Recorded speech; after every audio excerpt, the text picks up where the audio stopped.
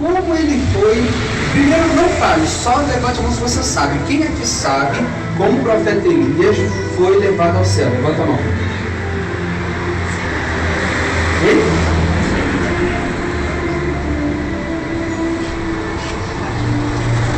Como é que foi então? Fala, como é que você sabe? A carruagem de fogo também? Tava em tudo, mas só tava comigo. Carruagem de fogo também? Não. Aleluia. 2 Reis, capítulo 2, versículo 11. Quem pode ler aí? Levanta e lê. Sentado não, de pé, para toda a congregação. Quer ler as duas?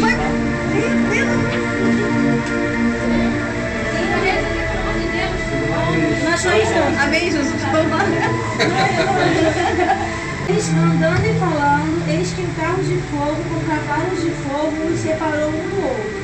E Elias subiu ao céu em redemoinho. São anjos? Os 3 reis magos, né? Baltazar, Belchior e Gaspar. Só que a Bíblia não fala que eram 3, nem que eram reis, só que eram uns magos. O resto foi invencionice da tradição. Assim também como foi invencionice da tradição que Elias foi trasladado no carro de fogo. Ele não foi, tem até música que fizeram, né? Corinho de fogo, que Elias foi trasladado no carro de fogo. Mas não foi pelo redemoinho. É engraçado isso. É engraçado, mas ao mesmo tempo é muito trágico. Sabe por quê? Eu usei esse versículo só para a gente exemplificar algumas coisas que a gente acha que sabe, porque ouviu alguma vez alguém falar, até numa pregação. Hoje a gente tem que dar um braço a você, que todo mundo riu do Moisés na semana passada, porque ele disse que quando Jesus andou sobre o mar, Pedro, Tiago e João, eles estavam sem camisa. O pessoal riu do Moisés, falando, que é isso, tá louco. Aí lemos um texto de Lucas que não falava nada disso, aí tadinho, ele ficou na dele, né? Mas aí não perdeu tempo, ele pesquisou durante a semana. Hoje ele trouxe, está lá em João o quê? João 21:7, nunca mais vou esquecer. A Bíblia diz que eles estavam nus no barco. Olha que coisa de louco. Pedro, Tiago e João estavam lá peladão no barco quando Jesus apareceu. É mole? Não era só sem camisa, ele também errou. E aí surgem os misticismos, né? Misticismo. É a mesma coisa, né? Muita gente, a gente sempre usa, é normal, as pessoas está amarrado em nome de Jesus, né? Está amarrado. Vem lá de Mateus que fala que não se pode derrotar o valente, não entrar na sua casa e amarrá-lo. Mas são jargões, né? Feitos por aí, ô glória, Deus é fiel, né? Oi? Né? Aí se cria um monte de regra, né? Não pode amarrar, tem que repreender. Misticismo cristão existe. E nessa noite é a ceia de Cristo. Temos tempo, graças a Deus. Daqui a pouco nós vamos assentar à mesa com Cristo. Quem aqui, existe um casal aqui na igreja que eu sei que a hospitalidade é o forte deles, que é a Esté e o Thiago. A Esté e o Thiago, já fui na casa deles uma vez, a Esté fez uma... Muitas vezes a nossa vida, a gente ouve muitas coisas, né? A gente aprende muita coisa. E quando você vai na casa de uma pessoa, você sabia que o fato de você jantar, ou almoçar, ou compartilhar um alimento com uma pessoa é um sinal de intimidade e de comunhão. Partir do pão é sinal de comunhão. Mas não é só partir do pão, é você desfrutar de uma refeição com uma pessoa. Jesus sempre chamava os discípulos para refeições. A ceia, ela representa a comunhão. Nós estamos assentando à mesa com Cristo, desfrutando de uma refeição, simbolizando que temos intimidade, parte com o Mestre. Mas, para que você se assente à mesa com alguém, compartilhe da intimidade, da comunhão, é bom que você conheça realmente essa pessoa, né? Já pensou, alguém te convida, eu sou muito chato para comer na casa dos outros, porque não é que eu não gosto, eu não consigo ingerir nenhum fruto do mar, nem peixe, nem camarão, nem siri, nada. Então quando alguém me convida para ir na sua casa, fica aí, ó. Então quando alguém me convida para ir na sua casa, eu fico bem sem jeito, mas eu tenho que ser um pouco chato e falar, irmão, qual vai ser o mercado? Porque eu posso chegar lá na casa da pessoa agora. Quando você tem intimidade, você pode fazer isso. Mas quando você não tem, já aconteceu de alguém me convidar para ir almoçar ou jantar na sua casa, e eu não ter tanta intimidade, e chegar lá e correr o risco de ser um pratão de camarão, e aí? Olha só que vergonha, né? Mas quando você tem intimidade, você... Mas nem sempre. Cá para nós, quem é aqui que gosta de se assentar à mesa, de desfrutar de uma refeição com um desconhecido, uma pessoa que você não tem intimidade? Chato, né? É incômodo, né? Como diz Rafael, é tenso. É complicado, né? Para você desfrutar de uma refeição, por que homem quando se junta só gosta de comer? Porque homem, né? É mensagem, tá nem aí, né? Então, para que você se assente à mesa com alguém, para que seja agradável, é bom que você tenha intimidade. A intimidade, ela vem com conhecimento. Nessa noite, nós vamos falar sobre misticismo. Esse misticismo que nos levou a vida toda a pensar que Elias subiu ao céu na carruagem de fogo. Esses misticismos que nos levam a tantos caminhos que não são ao do Senhor. Que existe um item nessa escala de misticismo que bate tudo que é misticismo. Existe um misticismo muito grande em cima da igreja. Nós vamos assentar hoje com aquele que fundou a igreja, o próprio Cristo.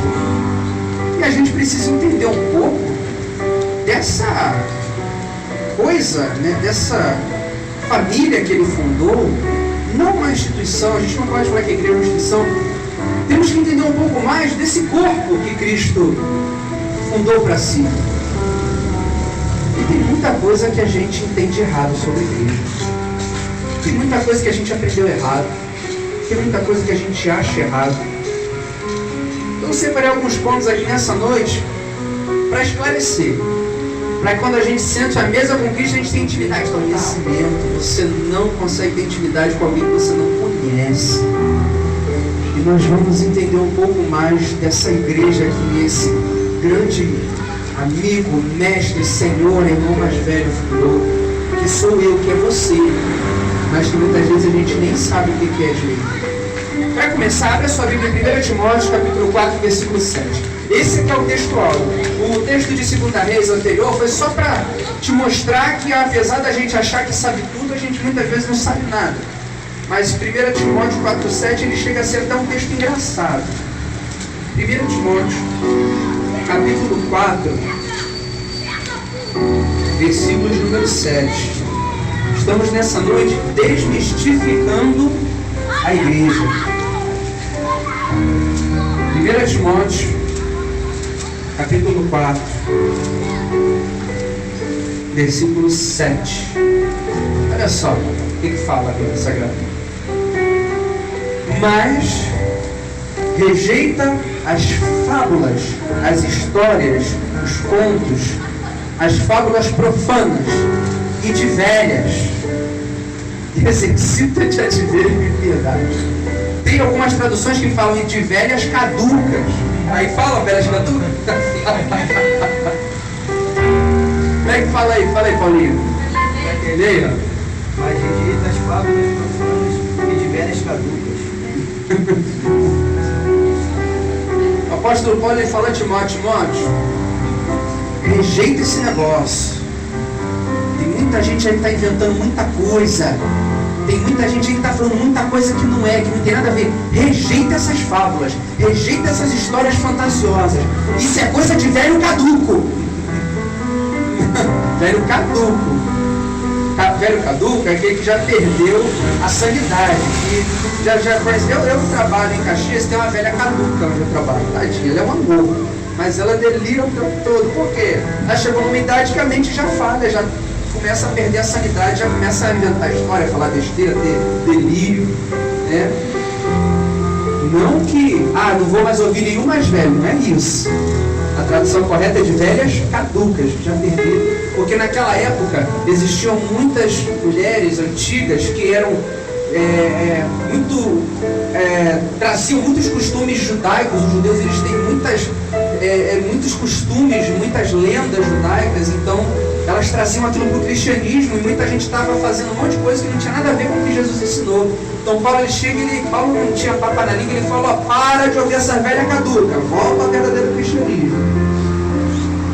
E muitas vezes a gente não tem ouvido talvez não de velhas caducas, mas a gente tem ouvido muita fábula aí de pastor caduco, de irmão caduco.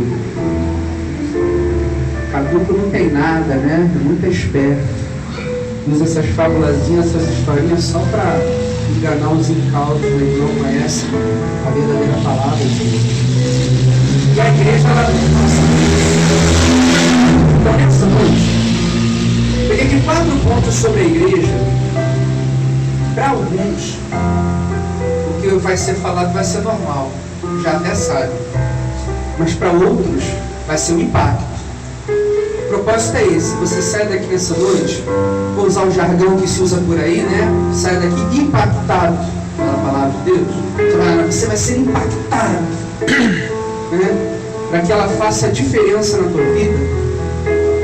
E o primeiro ponto sobre a igreja de Cristo está lá em Atos dos Apóstolos, capítulo 2, versículo 21. Fica com a Bíblia em mãos, porque nada do que vai ser falado nessa noite vai ser falado sem uma base bíblica, para que ninguém diga: olha, que heresia é essa? Porque são coisas tão diferentes, mas é que na verdade é Bíblia, que a gente não está acostumado a ler Bíblia. Então quando a gente lê Bíblia, a gente acha uma coisa tão diferente. Atos dos Apóstolos, capítulo 2, versículo de número 21, é um versículo clássico, que fala assim, Atos 2, 21. E acontecerá que todo aquele que invocar o nome do Senhor será salvo. Todo aquele que invocar o nome do Senhor será salvo. A Bíblia Sagrada, eu gosto muito desse versículo que ela fala em 1 João, no Evangelho de João, capítulo 4, versículo 12. E a todos quantos receberam foram feitos filhos de Deus, a saber, aos que creram no seu nome. Então a Bíblia é muito clara: que todo aquele que invocar o nome do Senhor será salvo. Quem salva é o nome de Jesus. Porque pela graça sois salvos mediante a fé, e isso não vem de vós, é dom de Deus. Sabe qual é o primeiro ponto sobre a igreja que a gente precisa entender nessa noite? É um ponto muito importante. Você vai virar para o Senhor com todos esses pontos para ficar bem fixado. Olha para ele, fala assim para ele: primeiro ponto, igreja não salva ninguém. Ponto muito importante. Todo aquele que invocar o nome do Senhor será salvo. Mas eu sou da igreja tal. Então a minha igreja é a igreja verdadeira. A minha igreja, se você não for da minha igreja, o lugar onde você tem muito lugar que fala, você está na igrejinha, no negócio de fundo de quintal, né? A única igreja é a minha. Só que igreja, denominação, placa, não salva ninguém. E um grande erro que as pessoas cometem, sabe qual é? É que acham que chegando aqui 6 da tarde, num domingo à noite, e saindo daqui 8h30, 8h40, como a gente sai, e voltando para sua casa, ela já fez a sua parte com Deus, né? Ela acha que só o fato dela vir sentar no banco, ouvir algumas frases, cantar algumas músicas, muitas vezes até se emocionar, já significa que ela está salva. Muitas vezes ela sai daqui e pratica tudo que não deve mais um pouco, mas ela acha que pelo fato dela ter estado na igreja, tá bom, já, né? O que aconteceu, João Batista estava pregando: arrependei-vos porque é chegado o reino de Deus. Os fariseus, ouvindo isso, correram para ser batizados. João Batista vira para eles e fala aqui: quem foi que ensinou vocês a fugir da ira vindoura? Ele fala: produzir frutos dignos de arrependimento. Não adianta só você estar nesse lugar ou em qualquer outro lugar. Não, eu tenho certeza que salva, né? Não é. A igreja não salva ninguém. A igreja não pode fazer nada pela tua alma, pela tua salvação. Não. Muito pelo contrário. Se você firmar a tua fé só nisso aqui, você está perdido. Você está perdido. Então, o primeiro ponto que a gente precisa desmistificar, o primeiro ponto é que igreja não salva ninguém. Não é por você dizer que pertence ao... Tem gente que acha assim, né? A gente está estudando de manhã sobre arrebatamento, mas tem gente que pensa que no final vai ter aquela fila grandona, né? Aí, como dizem por aí, São Pedro, né, vai estar na porta com um caderninho. Aí a pessoa chega e: você é de que igreja? Ah, eu sou da presbiteriana. Ah, então pode entrar. Você é de que igreja? Ah, eu sou do caminho do evangelho. Ah, pode entrar. Você é de que igreja? Ah, poxa, eu não tive tempo não, eu me converti nos últimos minutos do leito de hospital, nem sei. Então você volta, você não pode, que para entrar aqui tem que ter carteirinha de igreja. E a gente pensa que é assim. O ladrão da cruz estava lascado, então Jesus mentiu para ele, né? Jesus mentiu. Tem muito lugar aí para você tomar uma ceia como essa, você precisa da carteirada. Você precisa chegar e falar assim, ó, só que ó, membro do lugar tal. E se aquela carteirinha, aquela denominação não fazer parte da mesma convenção daquela igreja, também não pode entrar nada, tem que fazer parte da mesma convenção. Igreja não salva ninguém. Placa, nome, nada disso. Vamos recapitular. Primeiro ponto. Diga, primeiro ponto. A igreja não salva ninguém. Vamos lá, agora abre a sua Bíblia aí. Sempre a gente vai ler um versículo para embasar o que a gente está falando. Mateus capítulo 21, versículo 13. Evangelho de Mateus. Só voltar um pouquinho. Capítulo 21, versículo 13. Mateus 21, 13. Olha o que Jesus diz. Mateus 21, 13 fala assim: e disse Jesus, está escrito, a minha casa será chamada casa de oração. A minha casa será chamada casa de oração. Primeiro teu irmão, fala para ele. Segundo ponto, igreja não é clube. Esse lugar é chamado casa de oração. O próprio Jesus deu esse nome. Não que, então pastor, eu vou entrar aqui, vou adorar, vou deixar acabar o culto, eu vou sair correndo. Até algumas pessoas ficarem preocupadas comigo hoje, né? Acabou o culto, quando abrir o olho, cadê o pastor Berno? Tem gente que fala assim, meu Deus, fiquei. Ele foi. Não, porque tinha um compromisso, aí eu tive que sair. Mas se eu fui arrebatado, eu voltei. Você que dá susto na gente. Não é errado você ter amizades na casa do outro. Não é errado você... Isso, gente, o que eu tô falando hoje? Não é errado você desfrutar da amizade, do amor, a comunhão. Salmo 133 é muito claro: com o bom e com a suave é que os irmãos vivam em comunhão. Isso tem que ter. né? Tem o pessoal da família do Moisés que está visitando aqui a gente, e a Márcia chegou e falou comigo: poxa, pastor, eu gostei que o pessoal é bem unido, é bem família, isso a gente não acha em todo lugar, e realmente não.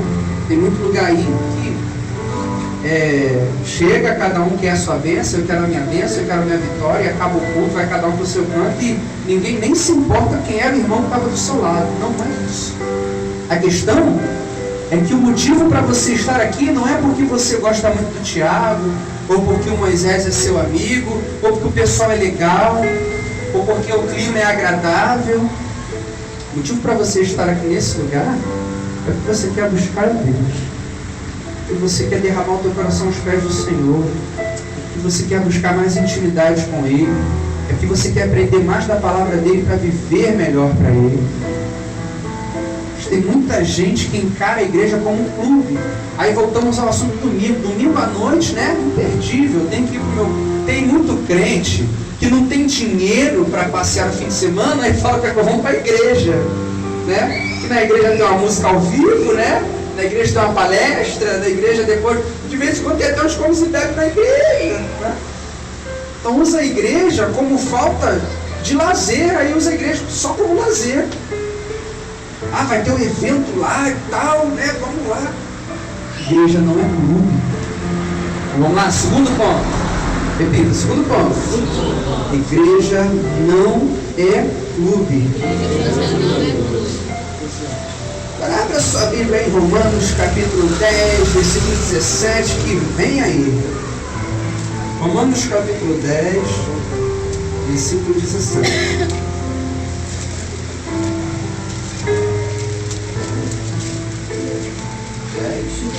Romanos, capítulo 10, é um versículo muito conhecido. Capítulo 10, versículo 17. Eu quero gravar essa pregação, porque faço questão de reproduzir ela, de sorte que a fé é pelo ouvir e o ouvir pela palavra de Deus. Amém? Você só vai ter fé se você ouvir pela palavra de Deus. Pela palavra de Deus é uma pregação, é uma ministração durante o louvor, é uma conversa com o irmão no final do culto, desfrutando bênçãos, desfrutando palavra. Tudo que é pela palavra de Deus gera fé no seu coração. Tem gente que fala assim: a fé vem pelo ouvir e ouvir a palavra de Deus. Coloca um artigo definido aí que não existe. É pela palavra de Deus. Significa que tudo aqui é pela palavra de Deus, que através da palavra de Deus ela causa fé no teu coração. Fé para quê? Fé para salvação, fé para que o milagre aconteça na tua vida, fé para seguir a Cristo, fé para vencer, fé para conquistar, fé para se manter de pé. Sem fé é impossível agradar a Deus. E sem fé o cristão não consegue caminhar. Esse versículo nos dá base para falar o terceiro ponto sobre a igreja. Sabe qual é o terceiro ponto? Esse é um pouco grandinho, então lembra que o teu irmão era bem para ele, eu vou falar um pedaço, eu falo um pedacinho. Fala assim para ele, ó. Muitas pessoas passam por situações difíceis porque não estão dando ouvidos ao que está sendo pregado no púlpito. Amém? O terceiro ponto, e talvez o mais sério sobre igreja, é que a gente vê um monte de crente passando por cada perrengue, desculpa a linguagem, cada enrascada, cada situação difícil. Eu tive uma conversa com o Rodrigo essa semana. Queria que você não queira saber as conversas que acontecem entre pastor e presbítero. Não queira saber o que quer falar. Porque essa semana foi uma bênção. O telefone tocava o tempo todo, era a gente sendo acordado de manhã, era Satanás nos atacando durante o dia, era coisa que tinha que fazer, que tomava todo o tempo, e não... Nossa, que semana! Que semana! Você tem uma ideia, teve um dia que Jaqueline nós acordamos, meia tarde, pastor! Teve uma hora que a minha esposa falou: não, eu vou pegar o meu banquinho e vou sair de mansinho, porque o negócio tá complicado. Aí eu chamei o Rodrigo e falei: Rodrigo, o negócio é esse. Mas sabe qual é o problema? Tem muita gente por aí sofrendo Porque a Bíblia Sagrada ela diz que a desobediência é pior do que pecado de... Tem muita gente por aí sofrendo porque tem desobedecido a palavra de Deus. Muitos de nós estamos passando por situações difíceis na nossa vida e, querido, é batata. Olha, quando alguém chega para mim e fala, pastor, e a gente sempre conversa, o irmão vem trazer um problema, e você tem que ser muito de Deus para respirar fundo e não dizer umas boas verdades, porque a pessoa chega e fala assim, pastor, por que está acontecendo isso na minha vida? Estou passando por isso e aquilo outro. Aí na mesma hora enquanto a pessoa está falando, Deus vai falando contigo, na cabeça, olha meu filho, esse problema que ela está passando, você pregou no domingo tal, no dia tal, na hora tal. Foi até essa palavra, esse versículo. E aí dá vontade de você falar assim, irmã, quer saber de uma coisa? Vamos ler aqui a Bíblia, ó. Tá aqui, ó, você está passando por isso porque você desobedeceu isso aqui. Então, filha, obedece a palavra e tchau. Porque nós estamos sofrendo. Sabe por que talvez você esteja sofrendo o que você está sofrendo hoje? Sabe por que você está passando pela situação que você está passando hoje? É porque muitas vezes Deus tem falado através desse púlpito e você não tem ouvido, você não tem obedecido. E não é só pelo pastor, não. O púlpito do altar é o lugar onde Deus fala. Muitas vezes pessoas têm se colocado aqui nesse lugar e Deus tem usado grandemente. Muitas vezes você tem deixado de entrar por um ouvido e sair pelo outro.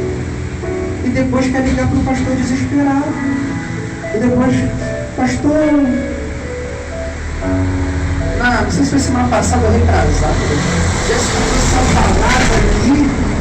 Uma pastora amiga minha que ela fala que é um palavrão. Hoje também Deus usando, mas aí, o pastor está pregando. Aí... parece que sei o que acontece. As pessoas não ouvem, as pessoas não obedecem. Parece que a pessoa fala assim, o pastor está pregando isso, mas ele não conhece a minha vida. Eu não conheço a sua vida, Deus conhece.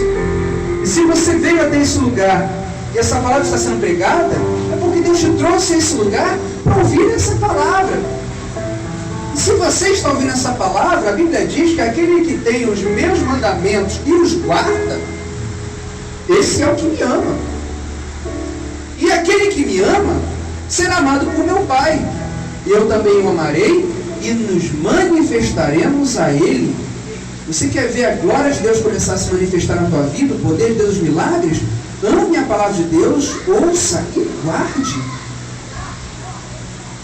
Terceiro ponto, e talvez o mais sério desse período da igreja, é que muitas vezes, a maioria das vezes, o que está sendo falado não está sendo obedecido. Te pergunto, o que adianta você sair da sua casa, deixar seus afazeres, deixar de passear, deixar de estar com a sua família, se sentar nesse banco para ficar ouvindo alguém falar uma coisa que ou você não concorda, ou você não está nem aí, e depois ir embora. A gente foi visitar o ministério lá em Caxias, do pastor Seli. Aí ele é obrigado a sentar lá em cima com os pastores. Eu não gosto não. Aí, aquelas igrejas com as cadeiras lá em cima, vamos honrar o pastor chamado. Depois chamaram o Rodrigo também, ele se lascou, porque ele estava de calça jeans. Se lascou. Mas na hora que o pregador da noite começou a trazer a palavra, irmãos, eu parei, eu fiquei de olho, com o olho fechadinho, ele quietinho, só recebendo, porque é muito precioso. Mas tem gente que não dá valor nenhum ao que Deus fala. E aí depois você, como pastor, você vê muitas das suas próprias ovelhas sofrendo por problemas terríveis, que você muitas vezes já instruiu, você já ensinou, você falou. E aí acontece o problema e a ovelha quer que o pastor faça milagre, porque ela não obedeceu a palavra de Deus e quer que o pastor faça alguma coisa por ela. O pastor não pode fazer nada, a irmãzinha de oração não pode fazer nada, o profeta não pode fazer nada por você se você não obedecer a palavra de Deus. Se você não der ouvidos ao que é falado aqui nesse púlpito. Ah, pastor, mas o senhor às vezes fala e por isso eu quero que toda a igreja exista, claro. O senhor fala, eu não concordo com o que o senhor fala, não, o senhor está todo errado. Querido, se você não concorda com o que está sendo falado nesse púlpito, se você acha que está errado, então o que você está fazendo aqui? Então vá para o lugar onde você acha que é certo. Vá para o lugar onde você concorda com o que se prega, porque senão você não vai crescer, você não vai ser abençoado, você vai continuar se arrastando desse jeito miserável que você está. Tem muita gente vivendo uma vida miserável porque não quer ouvir a voz de Deus. Não quer obedecer o que Deus fala. Não adianta. Sabe qual é a causa dos crentes miseráveis que a gente vê hoje? Os crentes que estão na lama. Aí ainda usam dizendo, cara, é Deus que está me provando. Uma provação que não passa nunca. Você conheceu o irmão há 7 anos atrás. Ele ainda está passando a mesma provação. Nossa, hein? Deus realmente não deve gostar de você, meu filho. Não quer obedecer a palavra de Deus. Ou quer fazer do seu jeito. E aquilo que Deus nos traz não dá para adequar, não dá para ser flexível. Ou é do jeito de Deus, ou não é. Do nosso jeito é que não vai ser. O grande, maior problema hoje da igreja está passando por situações difíceis. E talvez você está passando por esse problema que você está passando, esse pepino, essa banana, essa bomba. Essa situação que você está passando hoje é porque um dia você ouviu a palavra, talvez nesse púlpito, talvez em outro, talvez desse pastor, de alguém que veio aqui, mas você não deu ouvidos. E agora? Querido, ele fala lá em Apocalipse, é regressar do seu mau caminho, ver onde você caiu e caminhar direito, não tem outro remédio. Não adianta oração pastoral, não adianta o Papa vir lá do Vaticano, tocar na tua cabeça, não. Não adianta a corrente às 7 sexta-feira, não adianta os carreiros, não adianta a ruda. Não adianta. O maior problema da igreja de hoje é porque não está sendo dado ouvidos ao que está se falando. E aí, querido, não vai adiantar nada. Você não vai crescer, você não vai prosperar, você não vai caminhar. Ah, pastor, mas aquilo que o senhor me falou, não posso largar aquilo, não posso deixar de fazer aquilo. A palavra ela até veio. Mas tem muita gente, né, que ao invés da palavra entrar no ouvido e cair no coração, a pessoa faz questão, eu até entendi, eu sei que Deus está falando comigo, mas eu não vou fazer não. Joga fora e volta para casa como se nada tivesse acontecido.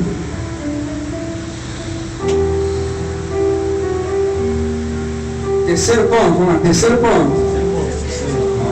Muitas pessoas passam por situações difíceis porque não estão dando ouvidos ao que se é pregado no culto. Agora abra sua Bíblia em Mateus capítulo 9, versículo 12. Estamos caminhando para o final. Mateus. Por isso que Jesus tinha que vir com a presença dele nessa noite, para dar aquela maciada, né? Para você receber e se nem sentir. Mateus, capítulo 9, versículo 12. Olha só, último ponto sobre a igreja, Mateus 9, 12. Jesus, porém, ouvindo, disse-lhe: não necessitam de médicos os sãos, mas sim os doentes. Diga para o seu irmão, quarto ponto. Igreja não é lugar de gente perfeita. Não é. Então vem aquela pessoa e fala assim, quando eu parar de fumar, eu vou para Jesus. Quando eu deixar esse pecado, porque eu não estou preparado para ir para a igreja. As pessoas criaram um mito que para estar nesse lugar você tem que ser hiper santo e perfeito. Muito pelo contrário. Jesus continua aqui dizendo que igreja é lugar de pecadores. Não é lugar de gente perfeita, é lugar de gente doente. Igreja é lugar de gente doente. Igreja é lugar de gente complicada. Igreja é lugar de gente problemática. Igreja é lugar de gente com desvio de caráter. Igreja é lugar de gente chata. Igreja é lugar de gente insuportável.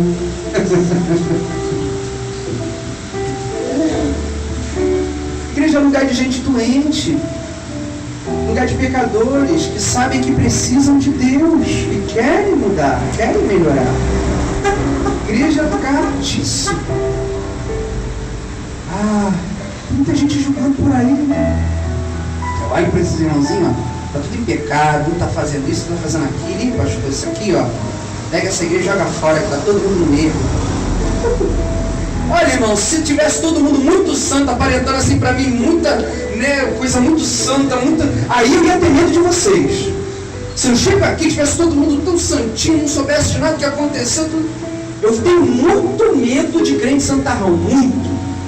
Aquele crente que ele é perfeito, que ele nunca erra, que ele anda, ele sempre tem certeza de tudo, ele está sempre certo, acima de tudo, ele é muito correto, tudo é Bíblia, tudo é Jesus, tudo é bênção. Eu tenho muito medo dessa gente, cara. Muito medo. Porque é uma capa, se você tirar aquela fantasia, você vai ver coisas assim do arco da velha. Eu tenho muito medo de crente santarrão. Muito. Porque Jesus, ele nos ensinou que quanto mais santo, mais humano. Quanto mais santo, mais normal. Quanto mais santo, mais gente boa.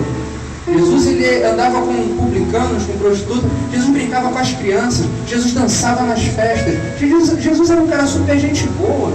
Ele olhou a galera lá no Monte das Oliveiras, já chegando de tarde, todo mundo com fome.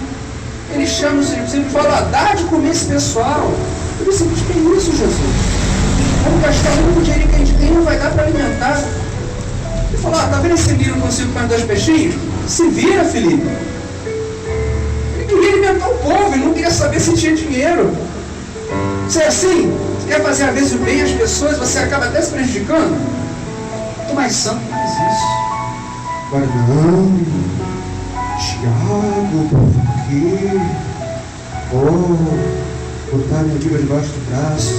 Aí encontra ele na rua, é super mal educado, né? Bom dia, boa tarde, a paz do Senhor Jesus, irmão. Você pode dar paz, né? Tudo na vida da pessoa, meu Deus. Aí você fala: nossa, aquele irmão, aquela irmã, nossa, ele não deve nem ir no banheiro, né? Não deve defecar, porque, nossa, deve ser uma santidade tal que Jesus, né? Meu Deus, ele é muito santo, ela é muito santa. Eu nunca vou chegar aos pés, nunca quero chegar aos pés mesmo, não, irmão. É podre. Nunca quero chegar, não. Sem nenhuma alusão ao Rodrigo, tá, gente?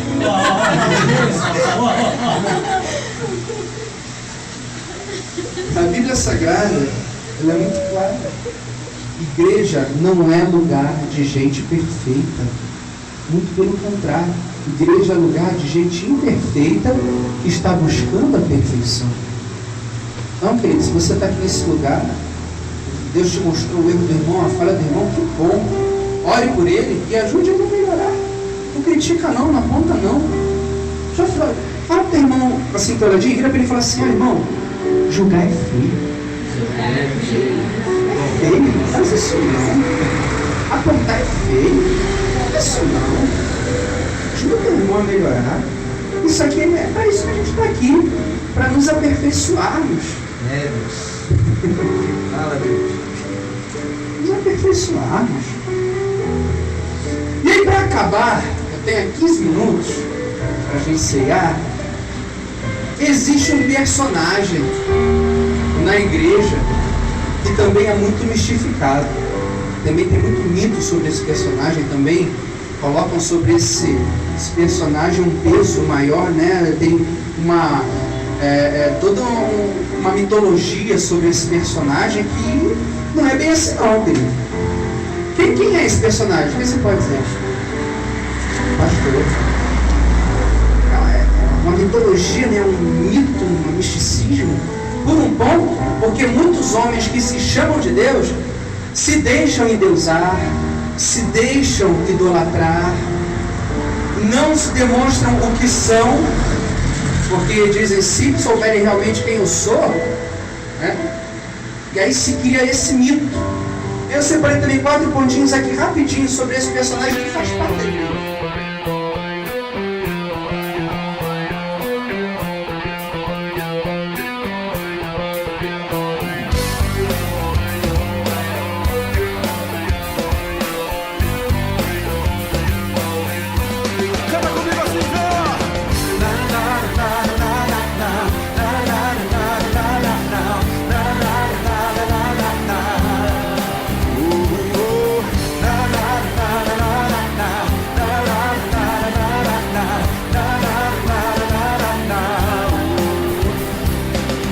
Senhor daria sua vida pra me salvar. Nenhum outro Deus morreria em meu lugar. Com sua graça e seu amor, livrou-me dos braços do pecado, fez de mim herdeiro das bênçãos de Deus. Herdeiro de Deus, como é bom te louvar, como é bom te adorar e dizer que és Senhor sobre toda a terra. Como é bom te louvar, como é bom te adorar e dizer que és Senhor sobre toda a terra. Na na na na na na na na na na na na na na na na.